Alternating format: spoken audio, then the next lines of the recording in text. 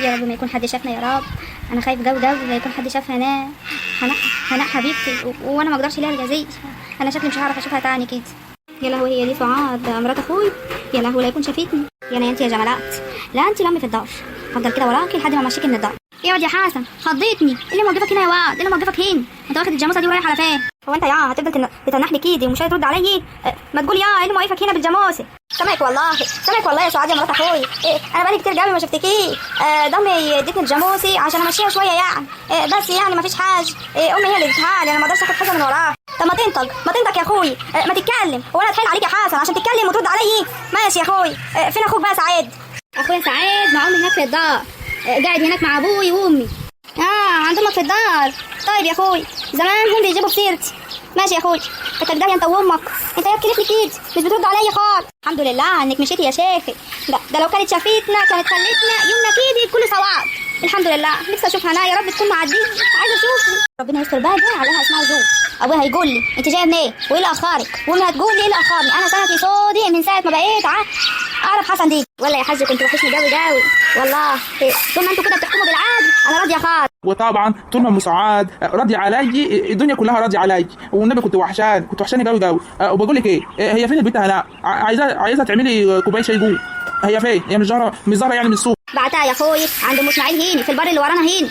تجيب لي شوال دقيق. عايز اخبز واعمل لك شويه حاجات حلوه كده. مش عارفه اتاخرت لي كده. ربنا يهديها يا حاج. بس بتقضي لي وبتعملي حاجات كتير فمش برضه ازعلها يعني. سامعاك يا حاج. اهو جيت اهو. انت فين يا بنتي هناء؟ انت فين؟ هي امك مش بعدكي من بدري؟ ايه اللي عواي كده؟ ما تقولي له يا عم اللي انا كنت عند ام اسماعيل بجيب شوال الدقيق ده. تعبت جو وهو تجيل علي. وكمان قلت لك كذا مره ان الفراخ ما طلعهاش هنا. هي مكانها على السطح فوق. اللي جابها نزلها هنا بقى. وبعد كده تقولي لي نضفي واعملي. انت بصراحه تتعبي الواحد. معلش يا هناء. هم نزلوا لوحدهم. معلش يا حبيبتي. قلت لها شوال الدقيق ده بكام؟ لا مش قلت لها حاجه، لان هي شايلتهولي وقالت لي امشي يا هناء عشان هي كانت رايحه مشوار. فانا تعبت قوي وانا جاي. كنت كل شويه اقعد على جنب استريح واقوم تاني. ما حدش يقول لي اتاخرتي ولا مش اتاخرتي ليه. والفراخ دي انا هدبحها لك كلها عشان زهقت منها. بنتي هناء، انت بتزعجي كده ليه؟ بتزعجي لامك وبتزعجي لي. امشي من قدامي من قدامي الجري. ولو كانت الفراخ هي اللي هتدبي فاحنا هنذبحك معاها عشان انت قليله الجدب خالص. خلاص يا حاج خلاص. هي تعبت عشان كده هي صوتها عالي شويه. معلش امشي يا هناء.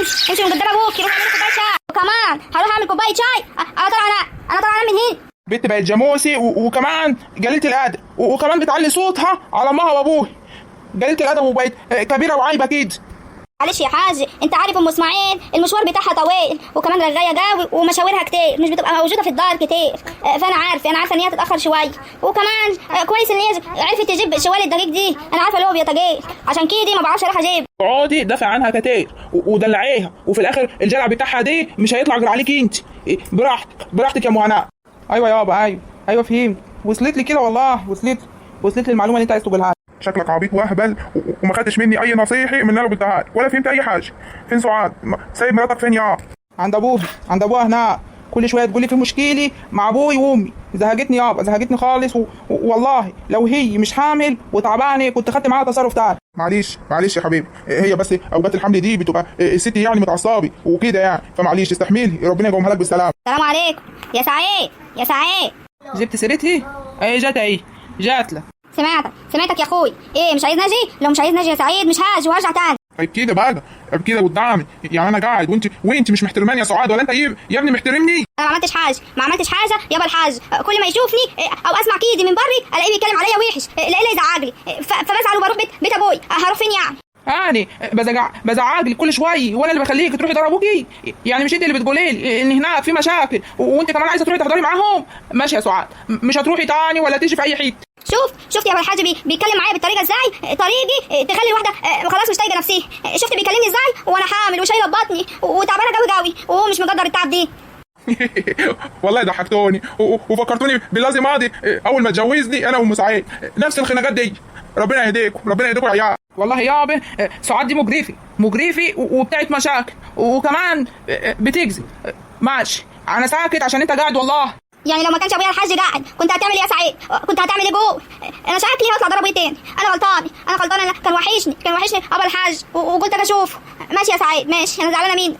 خلاص بقى خلاص بقى يا سعيد، وانتوا جايين يا ولاد تقعدوا معانا شويه ولا جايين تشدوا في شعور بعض؟ والنبي ضحكتوني، ده انتوا عيال فجريه. في يا اولاد سامعه صوتكم لحد اخر الدار، عيب كده بقى.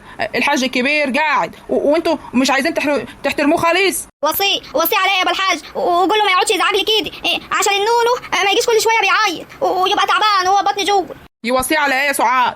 ما الواد ما عملكيش حاج، مش لسه جايبك من عند التمرجي، اكبر تمرجي في البلد، ودافع لك 50 جنيه كشف، وكمان سايبك تروحي عند امك براحتك، وكمان من ساعه ما اتجوزتي ما عتبتيش الدار هيني ولا حتى ساعدتيني في حاجه. بقول لك ايه، انا ساكته بس ساكته، بس تيجي تتكلمي مع ابني كلمه ازعل منك خالص. بقول لك ايه يا ام سعيد، انت شكلك مش محترماني انت كمان اللي انا قاعد. خشي جوي اعملي الوكل، انا مش فاضي لشغل العيال دي. انت عماله تزعجي لها كده ليه وانا قاعد؟ بقول لك ايه، دي بنت ناس برضه. يلا خشي اعملي الوكل يلا. بالله عليك سيبني يا ابو سعيد. لا انا خالص حزينه خالص، انا ما كانش عندي العشم اللي يحصل فيا كده. انا سعاد من ساعه ما تتجوز ما تجيليش الدار هيني ولا حتى تخبز معايا فطيره. مش عايزه تجيلي الدار يا اختي، ما انا مجوزاكي لابني ليه؟ وكمان مش عاجبك حاجه وعماله تتنقوري علينا في يا حبيبتي. با ايه الكلام بالعفش دي؟ امشي من هنا يا حاج عشان ما تخليناش اتعصب اكتر من كده. معلش يا سعاد، انت عارفه ابوك الحاج بيحبك قد ايه، وعارف ومقدر ان انت تعبانه وشايله يا بنت. معلش حماتك عندها العشم زياده فيك وبتحب، ما تزعليش. طب اقول لك حاجه، والله ما انا واكل. سلام عليكم. كل ده منك انت، حسبي الله ونعم الوكيل. انا مش مسامحاك يا سعيد، اولد بس وهطلق منك بسبب امك دي. هتيجي معايا الدار ولا اروح لوحدي؟ انت اللي عملتي كده، كل شويه تقعدي تتخانقي معايا وبمشي ومش محدش بيرضى يعمل لي حاجه في الدار، فباجي لامي هنا هعمل ايه؟ فهي شايفاكي كل شويه في دار امك وفي دار ابوك، بتزعل عليا. لا انا مش همشي. انت عايزه تروحي الدار روحي لوحدك. كانت مصيبه تاخدك انت وامك في ساعه واحده عشان ارتاح منكم انتوا الاثنين. ماشي يا اخوي، خليك قاعد في ريح امك على الله امك تنفعك. هي راحت فين يا سعيد؟ مشيت يا اخوي وزعلانه صح؟ مجموسه، خليها مجموسه كده، خليها تتقمص احسن عشان هي مش حاسه بيا. انا اهم حاجه قلت اللي في قلبي كده، انا ما بحبش اعمل حد وقلبي شايل منه. هي بقى عملت بالكلام اللي انا قلته هحبيه واشيلها في عيني. مش هتعمل خلاص ما تزعلش بقى من كلام. انت زعلان ليه يا ضناي؟ زعلان ليه؟ ما تزعلش خالص، انا هعمل لك فروش دلوقتي واعمل لك واكل واعمل لك حاجات كتير واخليك مبسوط. ما تزعلش. هي خليها تروح عند امي وانا هطلقها، هخليك تطلقها ومش عايزين. هي تعبتنا خالص. انا مش هقدر اطلقها يا ام، انا بحبيها خالص، وكمان هي حامل وهتجيب بعد كده ولد او بنت هيكون عيالي. ما اقدرش ان انا اطلق مراتي، مش هقدر اطلقها. انا هحاول هروح اكلم الحاج الكبير ونشوف هنحل المشكله دي ازاي، عشان انا طهقت منها. خلاص يا اخوي، ما دام بتحبيها كده ما تقعدش كل شويه تشتكي مني وتقول لي يامي بتعمل فيه وبتعمل فيه، عشان ما اكرههاش اكتر ما انا بكرهها. كانت هي انت وهي. والله العظيم يا امي انا كرهتك وكرهتيه من عن ابو اللي عايز يتجوز. يا ام هناء هي الوليه دي راحت فين؟ مين؟ ام فاطمه؟ تعالي يا حبيبتي، تعالي منوران. تعالي بس انزلي كده، عايزاكي في موضوع. تعالي. حاضر يا حبيبتي. تعالي نقعد هنا. تعالي يا حبيبتي نورتين. والله يا ام فاطمه بالك كتير قوي مش شوف. وانا كمان والله وحشتني قوي، بس الدار والدنيا بقى انت عارفه بقى الدنيا كده بتاخد الوقت. خير يا ام فاطمه، خير قلقتيني. في حاجه مهمه؟ لا ده في كل خير يا حبيبتي. بقول لك ايه، وانا سمعت في البلد ان الحاج الكبير اتجوز عليك، ده صحيح يا اختي؟ صحيح. شفتي بقى يا ام فاطمه، تعبت في الدار وبنيتها معاه خشبه وطوبه وتعبت قوي في تربيه العيال لحد ما جوزتي البنت سعاد وهنأت كده كبرت وبقت عروسي. في الاخر الحاجه ست ابوهم بتعيرني اللي انا ما خلفتش الواد، فراحت تجوزوا يا اختي. قال ايه عشان تخلف الواد، فسبتهم بقى.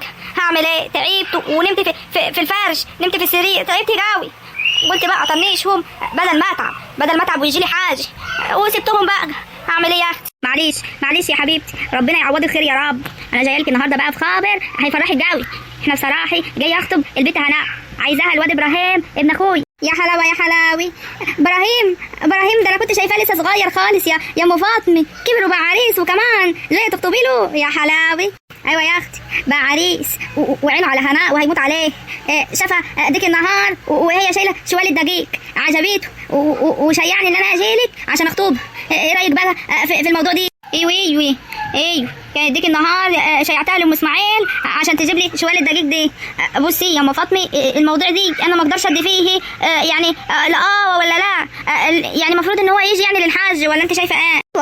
ايوه طبعا لازم يجي للحاج. يعني احنا عارفين الجسور كويس قوي يا ام هناء. يعني احنا بس جايين نتواكد ان هي بس مش حد بيتكلم عليها. اصل احنا سمعنا يعني من ديك النهار ان بصراحه الواد حسن اخو سعيد جوز اختي عايزه، فقوم اتكلم عليه. فبصراحه الواد شيعني عشان اتواكد من الخبر دي. لا يا حبيبتي، هما زمان ساعة ما البت سعاد اتجوزت كان يوم خطوبتها قعدوا يقولوا الكلام كده وخلاص. كان العيال لسه صغيره، ما حدش يتكلم الكلام دي. وحتى لو جه اتكلم احنا مش هنوافق. ده حمات سعاد صعبه جدا، ومش هيبقى البت واختي، وكمان شغالين مشاكل طول النهار. لا انا مش هجوز بنتي ليهم تاني. خلاص يا حبيبتي خلاص ماشي. انا هقول لاخوي يتصل بالحاج الكبير وياخد ميعاد عشان نيجي نشوف العروسي ونتفق بقى. خلاص ماشي يا حبيبتي. والله فرحتني قوي. واحنا نلاقي زيكم. ده انتوا الناس، ده انتوا من احسن الناس في البلد والله. ربنا يخليكي ليا يا ام فاطمه. وعلى سؤالك وعلى طول انا عارفه انت بتبعتي عيالك يسالوا علي. شكرا يا حبيبتي. ما تقوليش كده، انا زعل منك. بس معلش انا ما بعرفش اجي اشوفك ولا بعرف حتى اسال عليك. انا ببعت العيال اقول لهم روحوا سلموا لي على ام سعاد عشان وحشتني قوي. فمعلش ما تزعليش مني. فدي حاجه بسيطه ان انا مش بقدر اجيلك يعني. ماشي يا حبيبتي. انا همشي بقى عشان اروح اقول للواد ابراهيم ان الخبر اللي سمعه دي مش صح. وكمان اقول لاخوي يتصل بالحاج الكبير وياخد معاه. ماشي يا حبيبتي. طب اقعدي طيب شويه معايا، انا مش بشوفك. وكمان استني ما اعمل لك كوبايه شاي كده. انت بقالك فتره كبيره مش جيتيلي. اعمل لك بس كوبايه شاي ونشربها انا وانت مع بعض. يا ام هناء انا مش ضيفه يا حبيبتي. وكمان الجايات اكتر ان شاء الله، الجايات اكتر، وهنشرب شاي وشربات وهنشرب حاجات كتير قوي. ماشي يلا سلام عليكم. يا حلاوه البنت هناء جالها عريس. يا لهوي يا لهوي، الدار هتفضى عليا وهقعد اعيط بقى. ماشي يا سعيد، انت تعمل معايا كده؟ لا ما انا مش هقعد كده اكل في نفسي، لازم اعمل حاجه. هعمل ايه اللي يضايقه؟ هروح اكل الوكل اللي في الثلاجه كله، وهو يجي مش يلاقي لقمه، يلاقي تفتح اللقمه انت وامك. يا ظهري يعني قعدة الارض وحشه قوي، بس هقعد واكل الاكل ده كله. طول ما هو مزعلني هفضل اضايق فيه. يا جماعه انا عملت حاجه غلط؟ ده انا جميله خالص وطيبي وما بعملش حاجه وحشه. حماتي تعمل فيا كده وجوزي. طب انا هاكل الوكل ده كله. تعالوا بقى كلوا معايا ودوقوا ايدي وتقولوا لي تسلم ايدي، عشان هو انا عامله الوكل ده كله وكمان مش عايز يجي ياكل معايا. انا هاكل بقى عشان اللي في بطني دي مسؤول مني. ايوه طبعا مسؤول مني قدام ربنا. ماشي يلا انا هقفل معاكم بقى عشان مش هضايقكم اكتر من كده. طول ما انا متضايقه هبقى تعبانه. يلا حبايبي سلام عليكم.